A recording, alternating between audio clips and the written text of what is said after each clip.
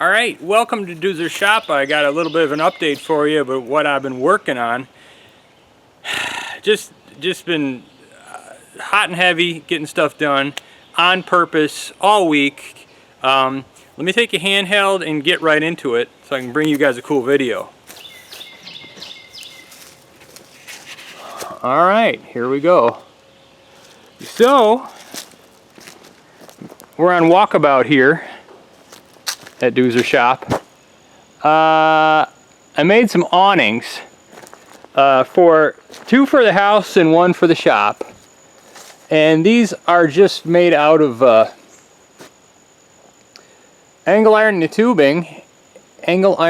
tubing, square tube, and it's got the same galvanized as the roof. So keeps the the water from splashing and rotting your door jambs out. The big bad Chevy truck has been paying dividends once again. This is a great truck. 92 Chevy. It's an 11-foot flatbed, so I can hold 12-foot lumber or whatever. So I got a load. This is my leftovers. I'm probably going to return them to Home Depot of 2x6x12s. And what I've been doing is making 24-footers and splicing them in the middle. I've been using this I-beam as just a straight work surface so I could get the splice, you know, nice and accurate and make them straight. This is 1x pine decking that I've been putting on either side of the splice.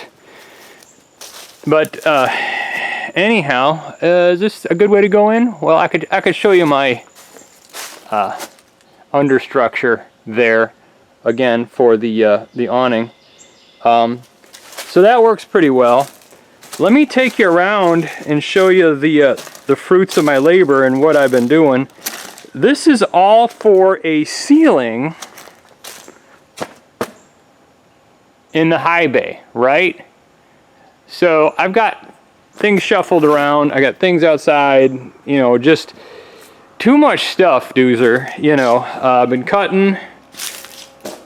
Got my Detroit over there, and one of my welders, and one of my surface grinder, another surface grinder, CNC Bridgeport. That's a held 1920s internal grinder. But gotta love pallet jacks, folks. Pallet jacks are the king, right? All right. You're not going to be able to understand too much unless maybe I go up on the ladder. And I've been in the shop and I've been, let me squeeze my body through there. And let's go up on the ladder. Ugh, suck it in, Doozer, suck it in. I mean, I got diesel engines, and I got 3 diesel engines in here. And the mighty Kearney and Trekker 2CH. My buddy Jason in Oregon just bought a Kearney Trekker 2CH, and I need to do a video for him about some of the stuff, the arbors and whatever. So anyhow, let me climb the ladder and show you a bit what's going on. All right. Where do I explain? Okay. These are the 24-foot 2x6s that I've put together and spliced. And you can see, hard to see, the shop has collar ties a little bit higher than the ceiling braces that I'm installing, the ceiling joist, I guess you'd call it. And I know it looks like a mishmash of what you're looking at, but the higher collar ties are every other rafter. So every 32, every 32 spacing are the collar ties. And I put them up high because I didn't know if I was going to do a bridge crane in here or what. But for now, I'm setting these 24-foot made up 2x6s right on the sill plate, right? and they're spaced every 4 foot. So they don't line up exactly every time with the collar ties. So 4 foot apart. So I'm going to have a nailer on the wall that says Tyvek. I'm going to have a nailer up there for the plywood ceiling. Okay, the ceiling's going to be 1/2 inch or 5/8 plywood. So that's from the wall to that is like about 2 feet, and then every 4 feet is another ceiling joist. So there's 1, you skip over 4 feet. There's 2, you skip over 4 feet. There's 3, you skip over 4 feet, and there's 4. And then, you know, skip over 4 feet, there's 5. And then that's about 22 inches or something until the wall. And I gotta put a nailer on the wall to receive the plywood ceiling again. So, what I did is, I did one already. You can see those gray metal straps to the actual roof rafter. There's one there, my neck hurts, and there's one there, okay? And that comes up and connects to the roof rafter. And these 24 foot 2x6 ceiling joists they're sitting on the plate, and they're actually screwed to the rafters, is how they work. You can see there. Okay, and then like I said, there's another metal brace, and I got 5 screws, you know, galvanized outdoor rated screws, and I just made those up, drilled the holes, made them up. So there's hanging off there. Just to get up there, where the plywood ends is 14 feet, and I'm on a 12-foot ladder. But anyhow, I want you to see this. Way over there, I got a string connected, okay? And you can kind of see here, I'm pushing up with like a stop sign post. And if I can get the angle right, you can see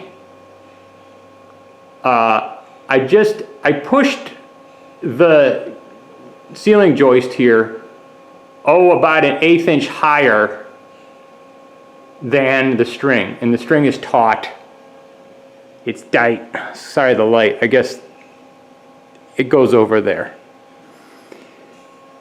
But anyhow, what the deal is I'm getting ready to brace this one. I braced the last one. I did the same thing. Let's pan down.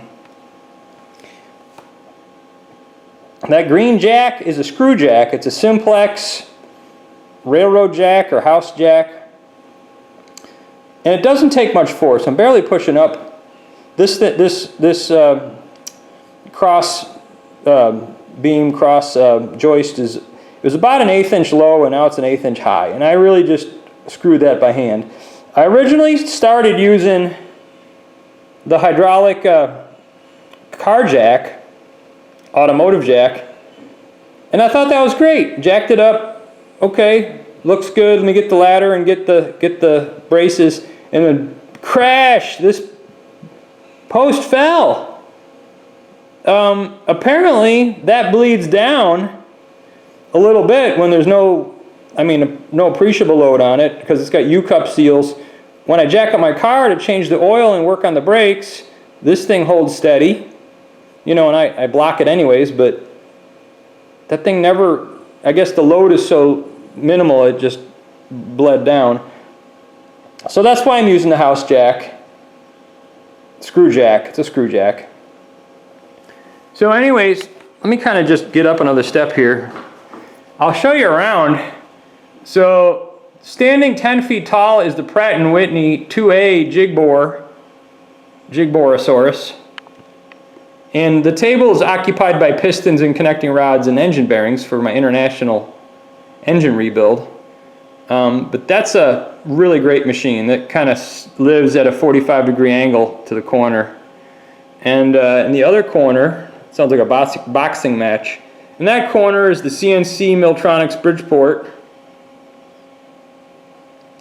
And I've had it plugged in for about 3 or 4 years. I haven't really done much with it, but I keep it plugged in to keep the memory alive. And I run the table, jog it every once in a while. There's a Detroit 353 diesel, the 2CH. There's a 6-speed ZF transmission and a 4-speed Borg Warner.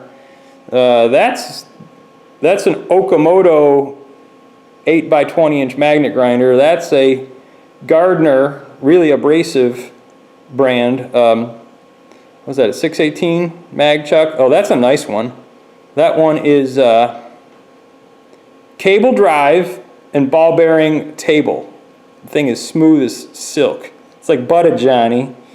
And then a little 2-cylinder Yanmar and pallet full of stuff. And there's that Held ID grinder. And there's my Detroit 6V53. Oh, good stuff. And there's the, well, you can't see focus. There's the International 6-cylinder. But this is my life lately. Try to get up. So these are the collar ties. And actually I've got a ridge beam, not just a ridge, ridge plate. So it's strong. It's supporting the load. And these collar ties, and like I said, if I drop below the collar ties, whoop, is the ceiling joist that I've been, sorry about that, speaking about. So, and there's my vent for my fan that I never put in yet. But this is what I've been doing, working on all this. Let me get back to it. You can see the height difference. I can't show you, back up. So this ceiling joist just happens to be in line with the collar tie, so that makes strapping one to the other easy. I don't have to go to the top with this steel. I'm gonna just, strap to this collar tie. All right, got you guys dizzy enough. Until next update, this is Doozer Shop.